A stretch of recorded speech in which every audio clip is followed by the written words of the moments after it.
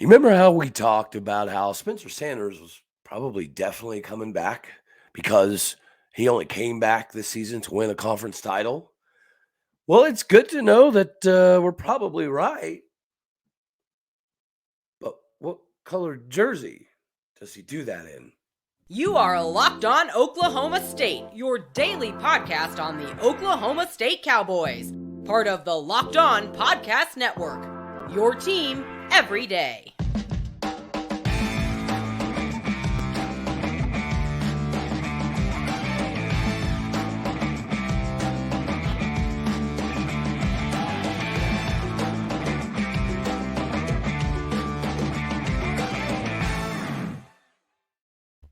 Howdy, y'all, and hello, all. Welcome back to Locked On Oklahoma State, your daily stop for all things cowboy and cowgirl related. I am your host, Cody Stovall. I appreciate you jumping on today and making this your first listen here on Locked On Oklahoma State. So, yeah, the new contracts coming in next season for the new uniforms. So, everything will look a little bit different next year, even from that side of things. You know, it was really cool for a long time, especially in the 2011 type of era where, you know, there was some things being said about us being like the Oregon of the Midwest because we were bringing in a plethora of new uniform options, and those were going to be able to be sprinkled in through the entirety of the season. And that has been able to carry forth over and over and over, right? We really put out some amazing uniforms year in and year out, which at one point in time was very integral in the bump in recruiting. Yes, this year's recruiting class is a little bit off kilter, but that's because, and Gundy's even hinted as much, that we do have the possibility to have a quite a few of these COVID super seniors, and it always starts with the top man, right? The Chevy SS Spencer Sanders. And yeah, I probably should have covered this yesterday, but I wasn't going to do it. I wasn't going to mess up Turkey Day. I wasn't going to do that when we could just look at all the body of work that all of these 26 individuals that are participating in this walk onto Boone Pickens Field before the game with the roses and the parents and the whole 9 yards. It needed to be a day of thankfulness, and we needed to be thankful for all of those guys. Portion of these individuals were on the squad last season that got to be part of a magical ride. A ride that should have ended with a Big 12 title. A ride that should have put us in the CFP. And we came up short. And then you knew you had something coming back this year because you saw what Spencer Sanders did against Notre Dame second half, right? Biggest comeback in Oklahoma State history. So you knew we had a lot of pieces coming into the season. We had a decent recruiting class. You knew there was going to be some freshmen like an Ollie Gordon and Taylon Shetron and maybe Stephon Johnson Jr. That could all potentially see the field. You knew Kendall Daniels was going to be a dude coming up as long as he could, learn the defense. And Derek Mason could kind of put the scheme together to fit the puzzle pieces. And then you saw all the freshmen play this year. So it's another time yet again where we have to look forward to next season. Although we're still playing for a lot tomorrow. Tomorrow is, again, senior day, and we've got 26 of the finest, part of the best classes, to ever be a part of Oklahoma State that'll walk. And yeah, we were willing to bet the house, at least I was, that Spencer would be coming back just because he didn't raise his draft stock quite enough.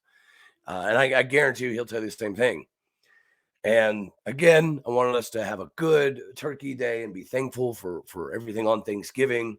So today we're going to carry a little bit of that over as well. And if you've already heard, it appears as though Spencer will return next season. He will not be in the draft. But he probably won't be rocking orange and black anymore either. And, knee-jerk reaction, it's like, well, dagnabbit, why? Why would you, not come back to State, the place that you've put all this time in, when you know that you came back and you didn't quite achieve what you wanted to achieve? But then on the other hand, it's like, if you just take a breath and you realize he did get some criticism, and some of it just, obviously. He's reminiscent to me of, this is not a comp, so don't get too carried away, but remember the career that Brett Favre had. I'm not saying Spencer as big as Brett Favre, or even done all those things that Brett did, but I'm saying the style of play. The guy who just kind of wing it and give it all for his team for every single game to try to win, but also throw a few turnovers that led to some turnover records. Well, Spencer led the Big 12 twice in picks, but Spencer Sanders also is going to be on the Mount Rushmore of Oklahoma State quarterbacks, no matter how you slice it.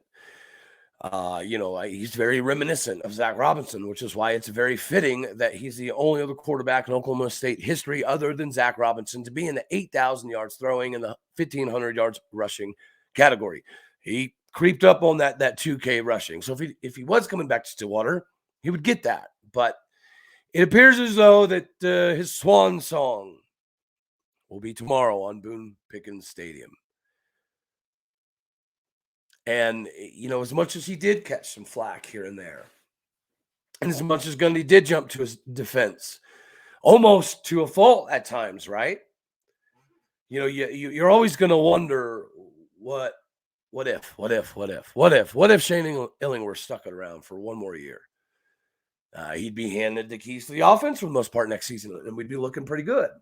Now, I think that he'll turn the corner and he'll have a pretty successful career at Nevada. And Nevada clearly has sent some quarterbacks to the NFL already, so it could be worse for him.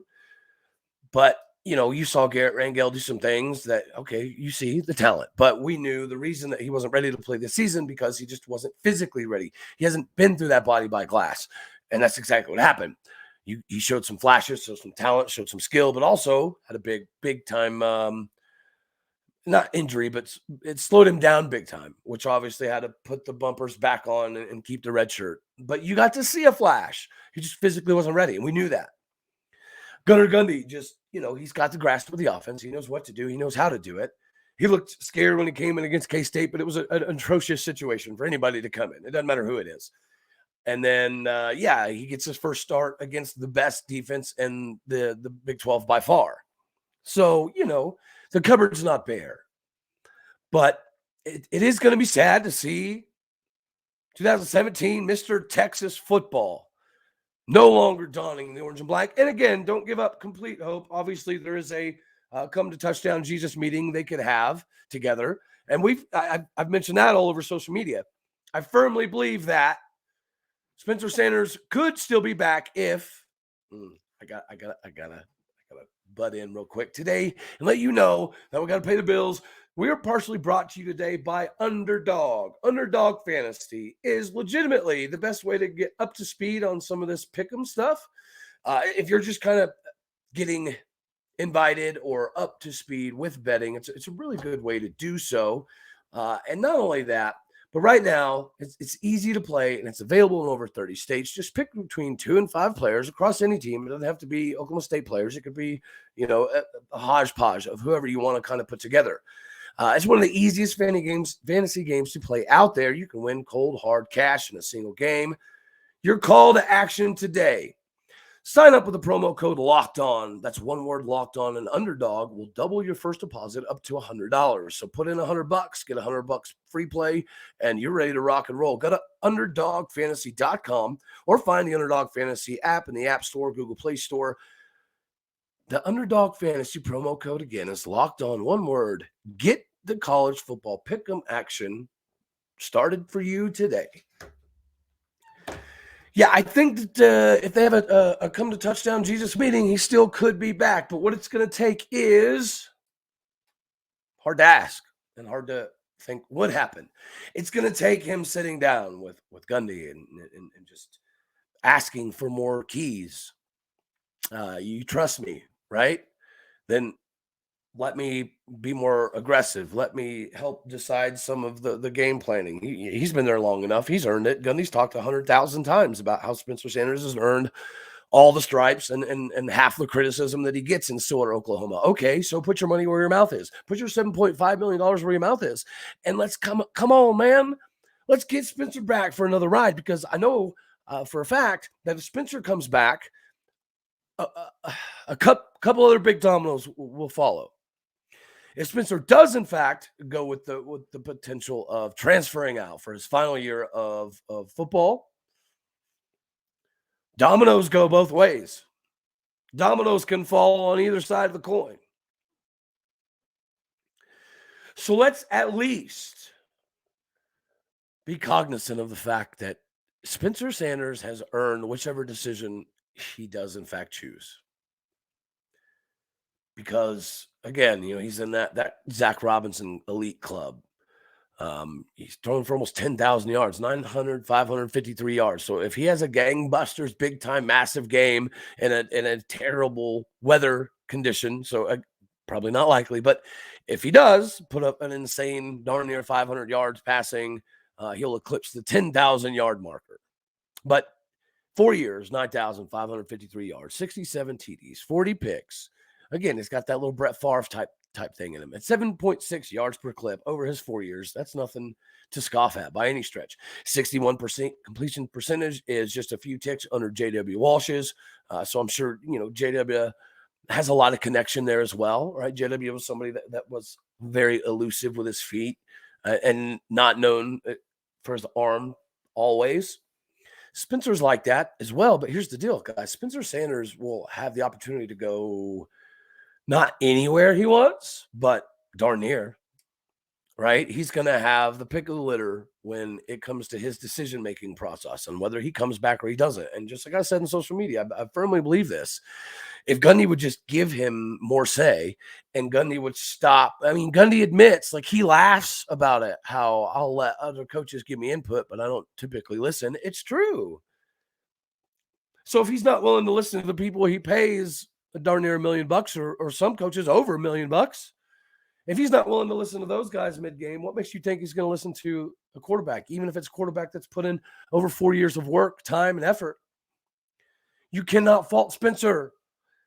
He has the ability to be, I would say, up to possibly a third-round pick, right? That would be stretching it possibly, but he's got the ability to do so. He's top 4 all-time at O State in attempts, top 5 all-time at O State in passing yards. He's top 3 in completions, top 3 in passing yards, top 3 in total yards. Again, he joined this exclusive club with Brent Blackman and Zach Robinson. As far as, the rushing yards are concerned as well. He's number 8 all-time in the Big 12 in touchdowns. He's number 15 all-time in the Big 12 in total yards. He's number 6 all-time in Big 12 quarterback rushing TDs. Number 10 all-time in the Big 12 for plays from scrimmage. The thing that I would hate to see, but also love at the same time, it's like a storybook ending. I would hate to see him get his wish and come back to the Big 12 to win a Big 12 title and him run through Stillwater to do it. That would hurt. But he's from the Denton area. Houston's going to need a quarterback. I'm not dare saying he go to Houston. I'm not. I don't want to see Spencer in the Big 12, but I kind of do. Isn't that kind of that teeter-totter? Can't you guys jump on that teeter-totter here with me? I don't want to see him beat Oklahoma State in any capacity. But to see him accomplish his goal of coming back to win a Big 12 title, or even at least play in another Big 12 title game like we should have this year, he knows that. That's the thing. Spencer Sanders, if he does transfer out, it's because he's very well aware that he's reached his ceiling at Oklahoma State. Because sometimes the ceiling just, your head bumps the top of a dark cave that you can't see anything. And you just keep feeling that pressure of you hitting the top of your head. It's not crazy to say that he couldn't go hang out with Rhett Lashley and change that. That would be a much preferred option. I'd rather him go hang out with Rhett Lashley than go to Houston and play against us. But, I mean, think about the Big 12 quarterbacks. This is Max Duggan's swan song, I'm pretty sure. And even if it's not, Max Duggan has played himself into that top 4 round type of category, possibly for drafting. So he's probably gone. Morris is there, and he was the starter coming into the season. But you can't sit here and tell me that everybody in the world and their mom doesn't already know that Spencer Sanders is better than Morris. No offense to Morris. But So he would start at TCU. He would easily start at Houston. You could argue he would start at BYU. Hall's pretty good, but is he better than Spencer Sanders? It's debatable. Maybe not, though. Probably not, though. You see what Mordecai was able to do at SMU, kind of transfer from OU and it's being stuck behind Caleb Williams and Spencer Rattler. You couldn't blame him. He put up some yards. He did some things. But, would he start at Cincinnati? Probably. I know they got that kid waiting in the wings they're very high on, but they brought a fifth-year guy back to play this year. So he'd probably be able to start at Cincinnati. Would he start at UCF? Absolutely. Would he start at Texas? It'd be close. Probably not, because, they're investing millions of dollars into Ewers, and I can only imagine what the deal is with Arch Manning. So probably not Texas, but he would give Texas Tech more confidence. I don't think they would do that because they're pretty set in the future of Baron Morton. Baron Morton and Spencer Sanders are pretty comparable guys. Would Matt Campbell die to have Spencer Sanders come to Iowa State? Not literally, but figuratively, yes, he would. Nothing against Hunter Deckers, but Spencer Sanders is a little bit better than Hunter Deckers in a lot of categories. Kid's earned his stripes. He's earned all the criticism as well. But yeah, you got to give the kid a chance. And when we gave him his chance, he didn't capitalize on it. And he'll tell you that. That's why he came back this season. We got into the Big 12 title game last year, and Spencer had his worst game of his career. I would argue this last Bedlam was worse, even though he did make a valiant second half comeback effort. You saw the frustration for the only time in 4+ years. You saw Spencer Sanders blow up on the sidelines, and now you kind of see it. All the puzzle pieces fit, guys. It cannot always be, a conspiracy theory. Sometimes where the concept of smoke is fire, it's there, and it's unfortunate that we're in this situation. It's unfortunate that Spencer didn't feel like he got every opportunity to accomplish everything he thought he could potentially in Stillwater. You can just see that. You can feel that. You can sense that. And so instead of, being downtrodden about the ramifications of what dominoes follow this, whether he comes back or he does in fact transfer, we need to at least just take a moment of time to appreciate what he was able to do. The 2017 Mr. Texas, 6'1", 205 pounds, almost put up 10K yards at Oklahoma State. Rushed for 18 TDs, almost 2,000 yards rushing.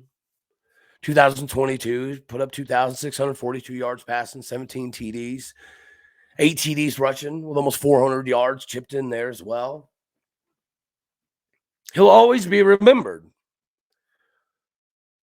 But how much will we kick ourselves if he's remembered for going back to Arlington and not doing it in a Cowboys jersey?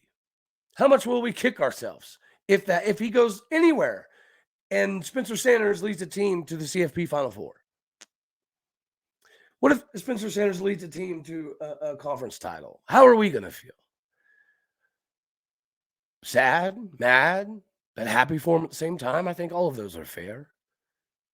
He's always going to be a legend. I hope that he does come back, but I fear what it would take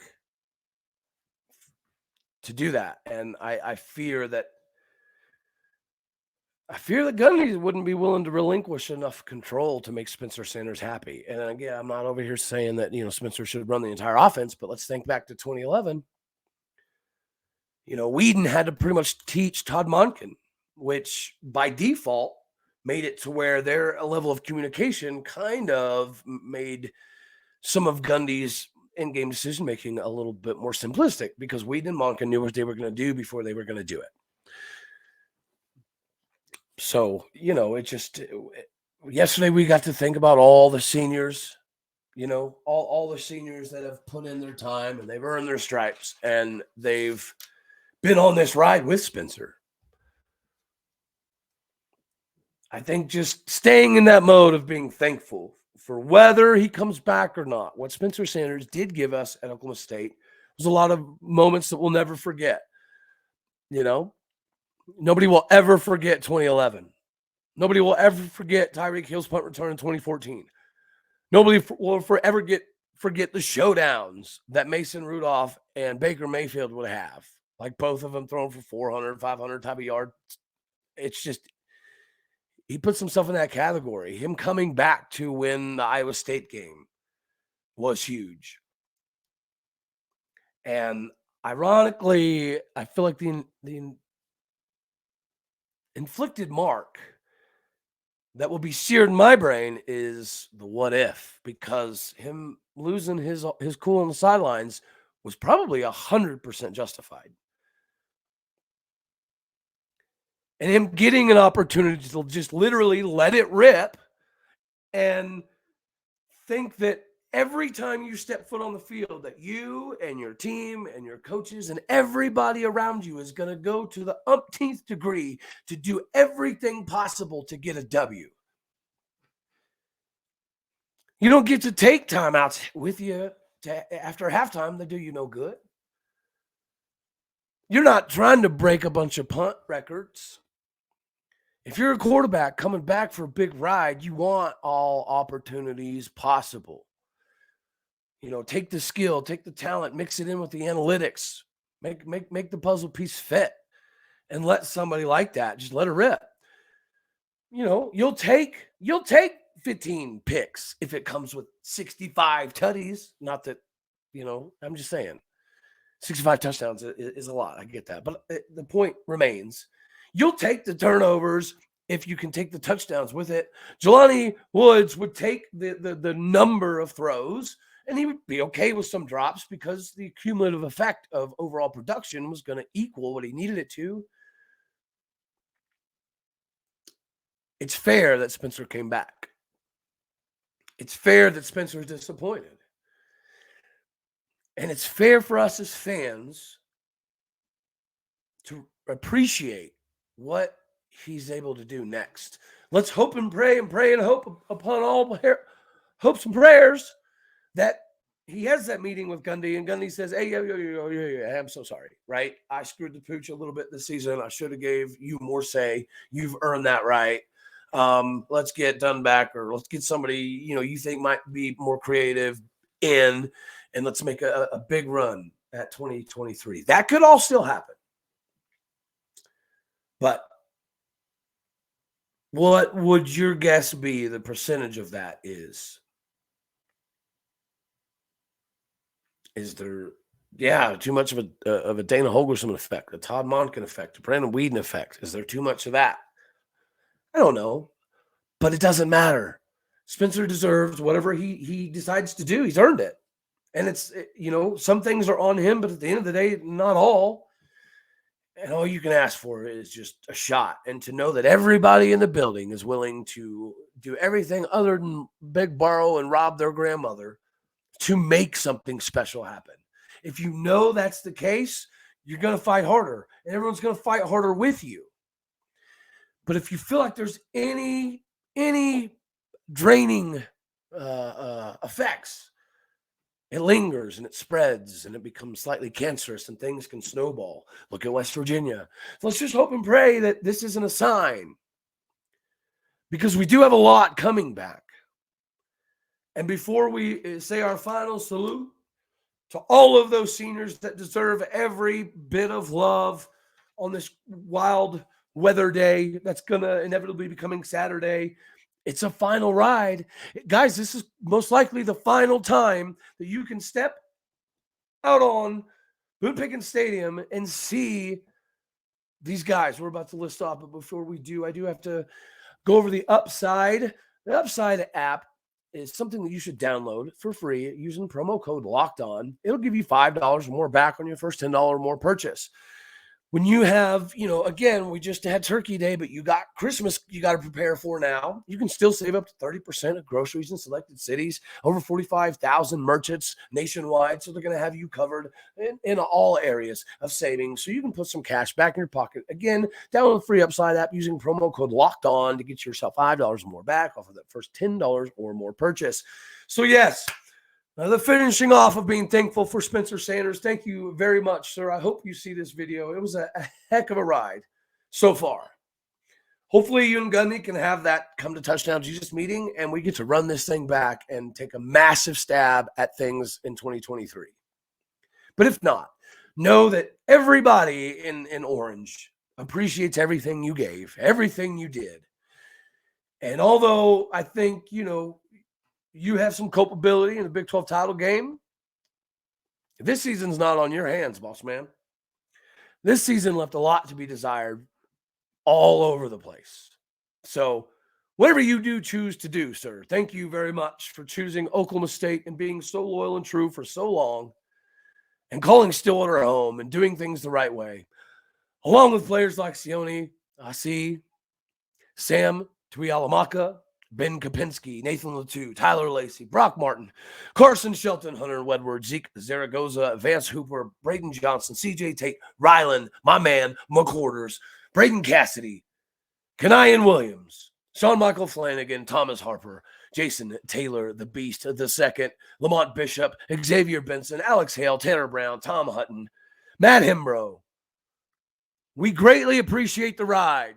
We greatly appreciate you hopping on this magical bus tour that we got to take last year together. It's been real. It's been fun. We owe a lot to all of you. And we'll all look back on this day, right? This will be 15 years from now, 20 years from now. We'll rewind the 2021 season and we'll have everybody back, and maybe even a decade from now. And Spencer will be there. And we will all see the highlights of 2021. We'll all see the highlights of Notre Dame. We'll see the flash of Iowa State this season as well. We'll show you iced up, saying that you're fine when you can't even move your arm. We'll remember all of that. And we'll remember that even though your culpability lies somewhere, it's not all. It's not everywhere. And we can all agree that you deserve everything that you earned in Stillwater and you choose to do from here on out. So Godspeed, young man. God bless. Go Pokes. And we'll do this thing again tomorrow. Guys, we're defending a 14-game home winning streak, which is number 5 in all of college football. So that's yet another thing that Spencer Sanders and this squad can help us remember. There is not another 15. There's not a number 16. There's not a number anything after that if we don't take care of business in Stillwater tomorrow morning against West Virginia. It's an early one. It's a cold one. Don't let it be miserable. Let's instead let it be rememberable. I love you all. See you tomorrow. Thank you for catching today's version of your first coverage for Oklahoma State. You're on Locked On Oklahoma State.